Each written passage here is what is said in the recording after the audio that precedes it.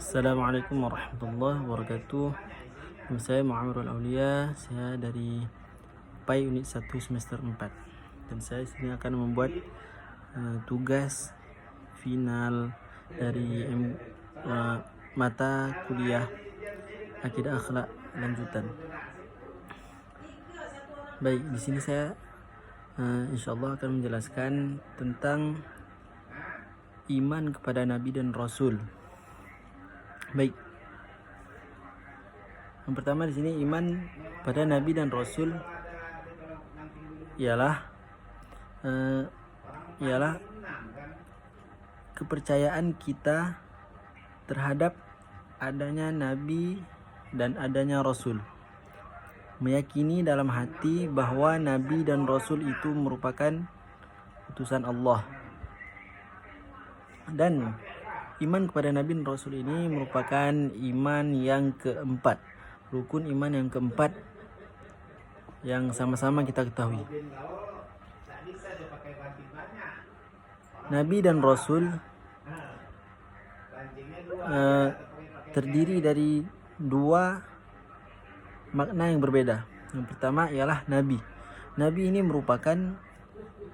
merupakan utusan Allah yang diutus Allah untuk umat manusia yang mendapatkan wahyu hanya untuk dirinya sendiri.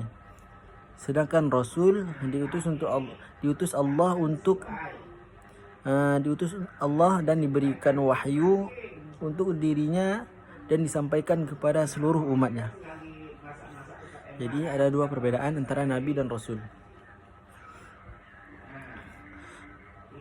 Baik, Nabi dan Rasul ini, iman kepada Nabi dan Rasul ini wajib untuk kita imani, sangat wajib. Ya, sama-sama kita ketahui bahwa Nabi yang wajib untuk kita ketahui itu, Nabi dan Rasul yang wajib untuk kita ketahui itu ialah berjumlah 25. Dan jumlah asli semua para Nabi itu berjumlah sekitar 124.000 Nabi. Jadi dari 124.000 Nabi ini makin disaring menjadi 25. Dan dari 25 ini ada disaring lagi menjadi 5. Ada namanya bisa dibilang kalau kita sebut biasanya Mim. Nuh, Musa, Ibrahim, Isa, Muhammad. Jadi ada 5: Nuh, Musa, Isa, Ibrahim, dan Muhammad. Baik. Dan kita masuk baik, Allah mengutus Nabi dan Rasul ke dunia ini bukan semata-mata hanya untuk umat manusia, tetapi tugas Nabi dan Rasul ini sangatlah berat, karena Allah mengutus Nabi dan Rasul ini dan dikirimkan ke setiap kaum. Mengapa setiap kaum? Allah mengutus Nabi dan Rasul ini kepada kaum-kaum yang telah banyak berbuat kezaliman, yang banyak terjadi buat kezaliman, dan hal tersebut sangatlah fatal. Jadi Allah mengutus Nabi dan Rasul ke kaum-kaum yang memang sudah sangat tersesat, yang sudah sangat jauh dari Allah, yang sudah sangat melenceng dari ajaran-ajaran Islam. Walau Islam pada zaman dulu belum ada, tetapi contohnya misalkan pada zaman Nabi Adam merupakan salah seorang nabi dan dia Islam dan yang bertuhankan Allah. Jadi dari Nabi Adam sampai sekarang tidak ada agama yang lain kecuali agama Islam. Cuman hanya caranya saja, cara beribadahnya saja yang berbeda-beda. Tapi banyak masyarakat kaum-kaum pada zaman di mana diutusnya para nabi dan rasul, masyarakat banyak yang tersesat dan menduakan Allah dan bertuhankan selain Allah. Jadi Allah mengutus nabi dan rasul ini untuk menyempurnakan akhlak mereka dan yang untuk mengembalikan ajaran-ajaran yang telah dibawa dari Nabi Adam dan untuk membenarkan atau meluruskan akhlak-akhlak masyarakat yang sudah tersesat, yang sudah terlalu banyak berbuat maksiat dan kezaliman yang lainnya. Jadi Allah mengutus para nabi untuk menyempurnakan akhlaknya dan membawa kepada ketauhidan, yaitu menyembah hanya kepada Allah Subhanahu wa taala.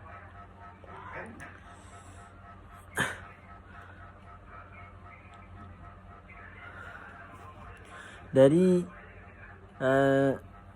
Nabi Adam sampai Nabi Muhammad tidak ada agama lain kecuali Islam.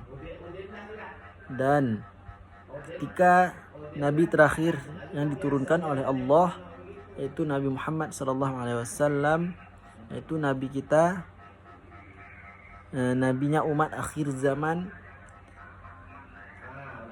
la nabiyya ba'da, tidak ada nabi setelahnya.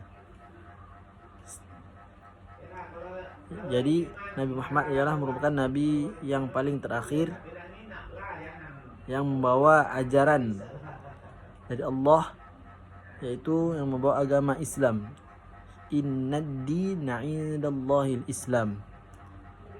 Sesungguhnya hanya agama yang berasal dari Allah lah yang benar, yaitu Islam. Baik, dari setiap rasul, nabi dan rasul yang ada, semua memiliki sifat-sifat, memiliki sifat wajib yang wajib kita contoh dan wajib ada pada nabi dan rasul tersebut. Karena dalam menyampaikan agama Allah, menyampaikan ajaran yang Allah berikan kepada nabi tersebut untuk menyampaikannya kepada kaum-kaumnya, kepada masyarakatnya, harus memiliki sifat dan keteguhan dan rasa takwa kepada Allah dan rasa amanah sehingga tidak akan pernah mengkhianati yang Allah perintahkan. Ada namanya sifat wajib bagi Rasul, yaitu ada 4. Yang pertama ialah sifat siddiq, yang artinya berkata benar. Jadi para nabi dan rasul harus memiliki sifat ini karena kebenaran adalah salah satu kuncinya. Berkata benar atau jujur merupakan salah satu perbuatan yang terpuji. Jadi dalam berdakwah, nabi dan rasul wajib memiliki sifat ini. Karena jika mereka tidak memiliki sifat ini, maka tidak ada orang yang percaya. Walau mereka sudah jujur, tapi masih banyak masyarakat yang tidak percaya dan mengolok-olokkan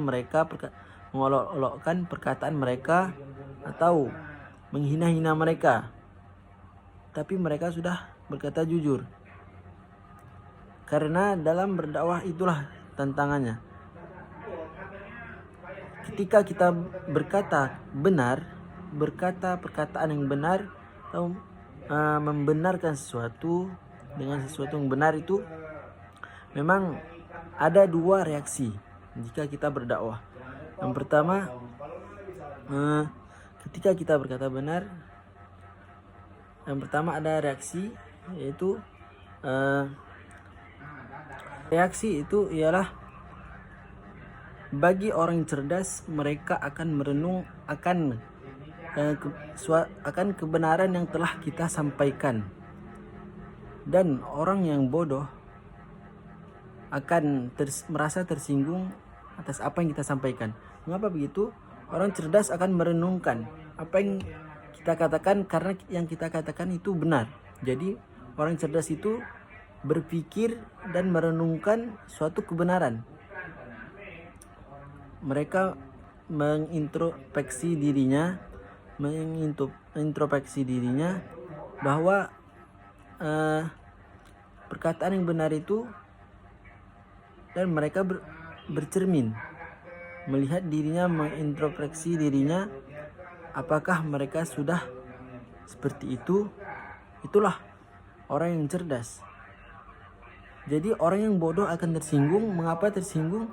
Karena mereka dalam hatinya itu menolak kebenaran, sehingga mereka merasa tersinggung karena dirinya jauh dari yang kita dari kebenaran yang kita ucapkan tadi. Contohnya ketika kita berdakwah, contohnya ketika misalkan ada orang yang tidak pernah sholat, lalu kita ajak untuk sholat. Di sini kan kita ajak untuk kebenaran, lalu dia merasa tersinggung atau merasa kayak diolok-olokkan karena mereka tidak pernah melakukan hal itu, sudah jauh, sangat jauh dari Allah. Jadi ketika kita merasa mengajak untuk kebenaran, dia merasa tersinggung dan dia menolak kebenaran itu, dan dia hanya menggunakan hawa nafsunya, sudah terkendali oleh hawa nafsu. Jadi seperti itu. Yang kedua sifatnya ialah ada yang namanya amanah. Amanah ini artinya dapat dipercaya. Jadi wajib bagi Nabi dan Rasul memiliki sifat amanah, karena amanah ini sangat penting. Jika kita diberi amanah, kita harus melaksanakannya itu dengan benar, dengan baik, dan dengan jujur. Melaksanakannya dengan keikhlasan. Karena amanah ini sangat penting dalam kita berdakwah atau menyampaikan sesuatu hal yang benar. Karena dengan amanah ini mudah bagi orang untuk percaya kepada kita. Kalau kita bersifat jujur, orang akan mudah percaya kepada kita. Kita dapat menjalankan apa yang mereka titipkan kepada kita. Pasti orang akan senang kepada kita. Kita bersungguh-sungguh untuk mengerjakannya dengan ikhlas, untuk menolong orang tersebut. Pasti orang akan senang dengan kita. Jadi wajib memiliki amanah agar orang itu mudah percaya sama kita. Jadi wajib bagi kita untuk bersifat amanah juga, untuk mencontoh daripada sifat Rasul tersebut. Yang ketiga ada namanya fatonah. Fatonah ini itu artinya cerdas. Jadi tidak hanya berkata jujur dan amanah. Jadi kita wajib untuk cerdas, karena dalam berdakwah kita pasti akan berjumpa dengan namanya orang-orang yang ingin mendebatkan apa yang kita sampaikan. Jadi kita harus memiliki ilmu, itulah pentingnya ilmu. Jadi harus cerdas dalam situasi apapun, karena pada para rasul dahulu mereka menyampaikan ini kepada kaumnya yang pada saat itu namanya pada masa jahiliyah, masa kebodohan. Belum ada ilmu pengetahuan yang datang, jadinya wajib Nabi dan Rasul ini utus Allah itu dalam keadaan memang sudah diberi ilmu dan kecerdasan yang tinggi, jadinya tidak mudah untuk digoyahkan keimanan maupun argumen atau yang telah disampaikan oleh Rasul. Pandai dalam setiap hal, cerdas dalam setiap hal, menyelesaikan sesuatu. Apabila ditanya oleh masyarakat, mereka Nabi dan Rasul tentu sudah tahu jawabannya dan cerdas dalam menjawabnya, sehingga tidak ada orang yang ragu pada jawaban tersebut.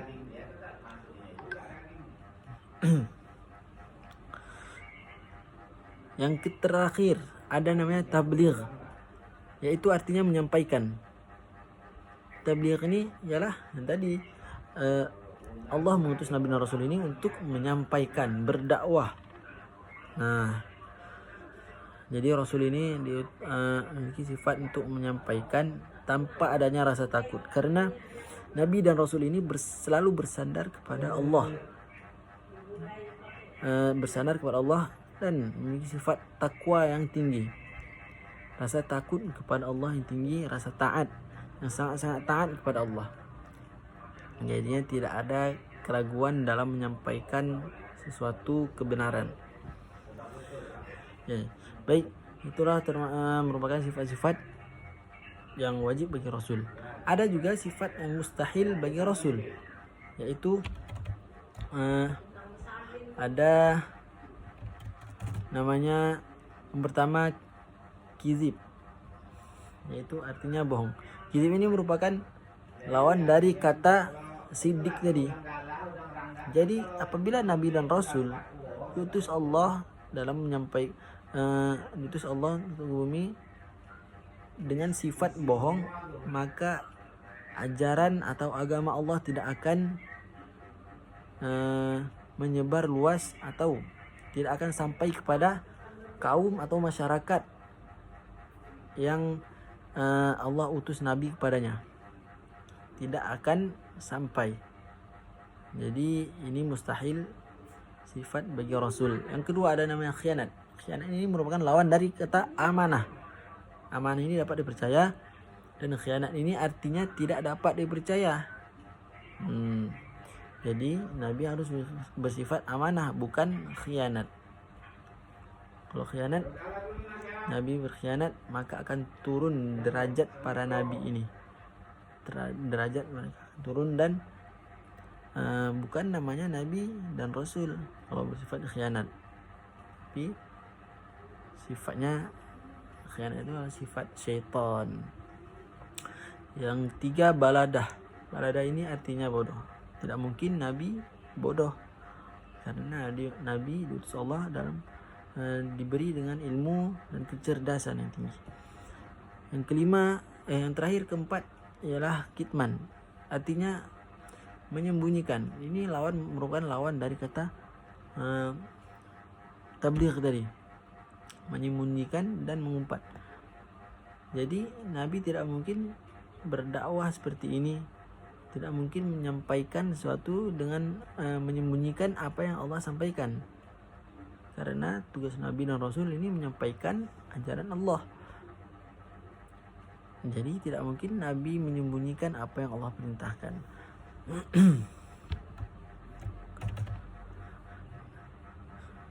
Setelah itu ada namanya sifat jaiz, yaitu merupakan sifat kemanusiaan, seperti kita manusia biasa pada umumnya. Seperti Nabi juga makan, minum, tidur, dan lain-lain yang dilakukan oleh manusia umumnya, yang biasa dilakukan manusia normal atau manusia, merupakan sifat manusiawi. Sifat jaiz ini merupakan sifat manusiawi yang kita lakukan sehari-hari, misalkan makan, minum, beraktivitas lainnya sama seperti kita. Cuman bedanya kita dengan nabi ini ialah dari ketakwaan, dan nabi ini bersifat maksum, terjaga. Allah yang langsung yang menjaganya, terjaga dari perbuatan dosa, pokoknya perbuatan yang tercela, tidak patut untuk kita contoh. Nabi tidak mempunyainya.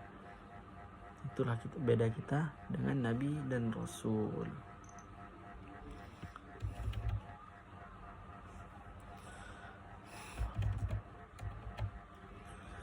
Baik, adapun tugas para nabi dan rasul, yang pertama ialah ada beberapa tugas nabi dan rasul diutus Allah ke dunia ini. Yang pertama, untuk menyampaikan ajaran Islam kepada manusia dan mengajaknya untuk beribadah menyembah Allah Subhanahu wa taala.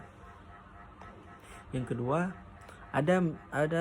yang kedua yaitu menjelaskan semua permasalahan agama yang diturunkan oleh Allah Subhanahu wa taala. Yang ketiga yaitu membimbing manusia kepada kebaikan dan menjauh dari keburukan, yaitu atau yang berkenaan amar ma'ruf nahi mungkar. Tidak mungkin nabi itu mengajak kepada keburukan, karena yang Allah perintahkan mengajak kepada kebaikan. Jadi kalau ada orang bilang bahwa nabi itu sesat, tidak mungkin. Berarti itu bukan nabi palsu namanya. Berarti itu nabi palsu. Ya. Jangan pernah percaya kepada omongan-omongan orang yang tidak tahu apa-apa. Ya. Ada keempat, nabi itu diutus oleh Allah untuk membawa kabar gembira, yaitu membawa kabar gembira dan peringatan. Apa kabar gembiranya? Kabar gembiranya yaitu merupakan surga. Merupakan surga, tempat kembali yang kekal. Dan peringatan yaitu neraka. Surga ialah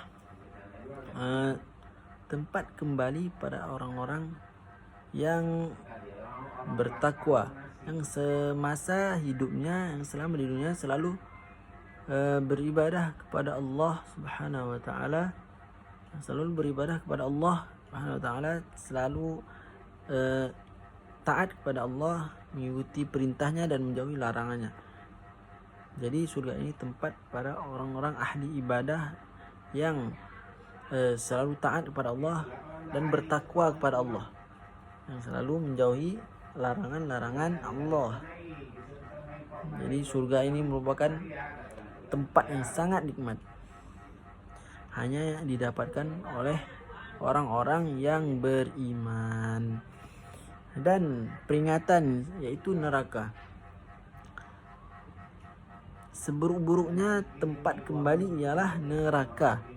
Mengapa? Karena neraka ini diciptakan Allah dari api yang sangat membara-bara,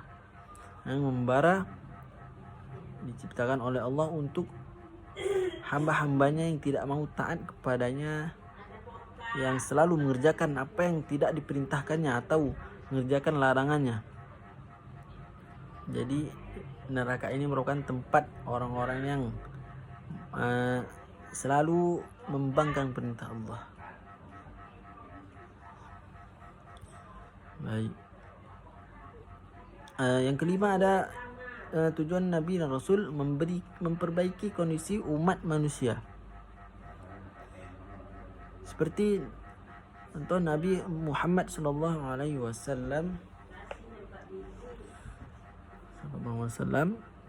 diutus ke dunia ini untuk menyempurnakan akhlak manusia, karena di setiap nabi diutus kepada setiap kaum yang berbeda-beda, yaitu untuk menyempurnakan akhlak manusia yang sudah terombang-ambing, yang sudah terlampau sesat atau terlampau jauh dari ajaran yang Allah berikan, yang Allah utus, yang Allah dari agama-agama Allah, dari ajaran Allah. Jadi Nabi mempunyai tugas untuk memperbaiki keadaan umat pada saat itu, memberikan teladan yang baik atau perkataan dan perbuatan. Jadi Nabi ini diutus untuk memberikan contoh kepada umat atau masyarakat dari dirinya, dari contoh-contoh kebaikan yang telah dibuatnya, yang dimana langsung dibimbing oleh Allah Subhanahu wa Ta'ala. Jadi Nabi ini bersifat maksum, terjaga, jauh dari perbuatan dosa dan tidak akan pernah melakukan perbuatan dosa. Karena jika Nabi pernah melakukan perbuatan dosa, maka turun derajat Nabi ini, turun derajat dan tidak bisa kita contoh. Makanya jika Nabi itu bukan bisa kita bilang bukan disebut Nabi, karena Nabi tidak pernah berbuat atau melakukan perbuatan yang Allah larang. Jadi sebagai contoh bagi kita kaumnya, umat-umatnya, bahwa itu mana yang benar dan mana yang salah, mana yang hak dan mana yang batil, mana yang hak dan mana yang batil. Jadi kita contoh suri teladan kita ialah Nabi kita Muhammad sallallahu alaihi wasallam. menegakkan syariat Allah dan mempraktekannya di tengah-tengah umat manusia. Jadi Nabi itu menyampaikan ajaran Allah, mempraktekannya itu seperti salat dan ibadah-ibadah yang Allah berikan lainnya untuk kita beribadah kepada Allah Subhanahu wa Ta'ala. Contohnya salat, puasa, zakat, haji dan lain ibadah lain sebagainya yang yang sesuai dengan syariat Allah, sesuai dengan yang Allah perintahkan.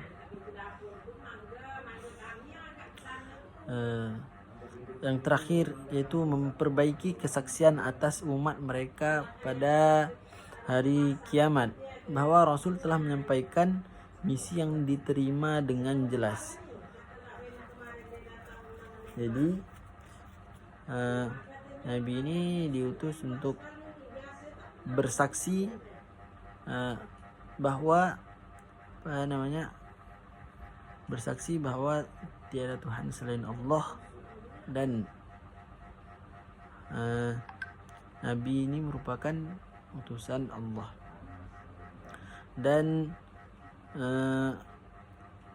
untuk bersaksi pada hari kiamat nanti bahwa Allah telah mengutus Nabi untuk menyampaikan seluruh ajaran yang Allah berikan, ajaran dari Allah yang benar, dan Allah mengutus Nabi untuk menyampaikan seluruhnya dan menyempurnakan. Dan Nabi Muhammad ialah khataman nabiyyin, penutup para nabi. Dan Nabi Muhammad menyempurnakan ajaran-ajaran nabi terdahulu yang dirangkum semua di dalam Al-Quran. Dan ada 4 kitab yang wajib kita juga imani dari Nabi Musa, yaitu kitab Taurat, dari Nabi Daud Zabur, dari Nabi Isa Injil, dan dari Nabi Muhammad Al-Quran. Jadi Al-Quran ini penyempurna semua kitab-kitab, isi kitab-kitab terdahulu.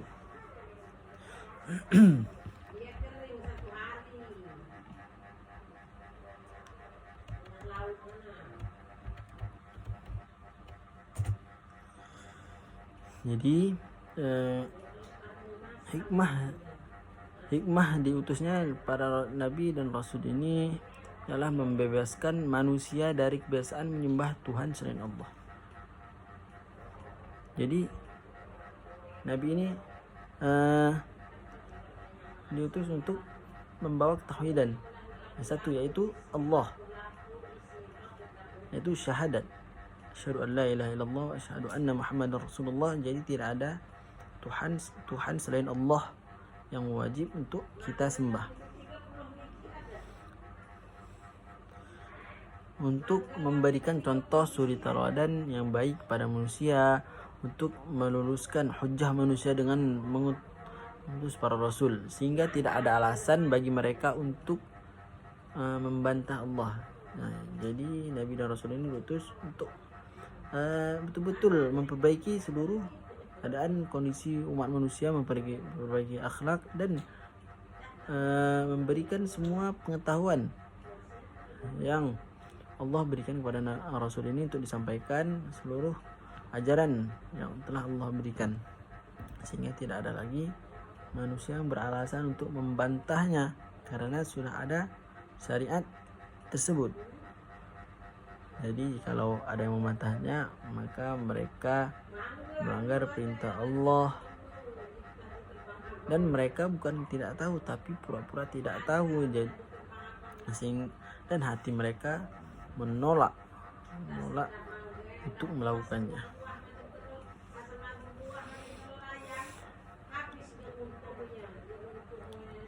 Untuk memperbaiki juga, membersihkan, mensucikan jiwa manusia, memperingatkan hal yang bisa merusaknya. Jadi Nabi ini mengajak untuk melakukan perbuatan baik dan mengajak untuk menjauhkan perbuatan yang tidak baik. Amar ma'ruf nahi munkar. Baik, sekian. Hanya sekian yang dapat saya jelaskan. Apabila banyak kekurangan dan kesalahan, saya mohon maaf. Saya akhiri dengan Assalamualaikum warahmatullahi wabarakatuh.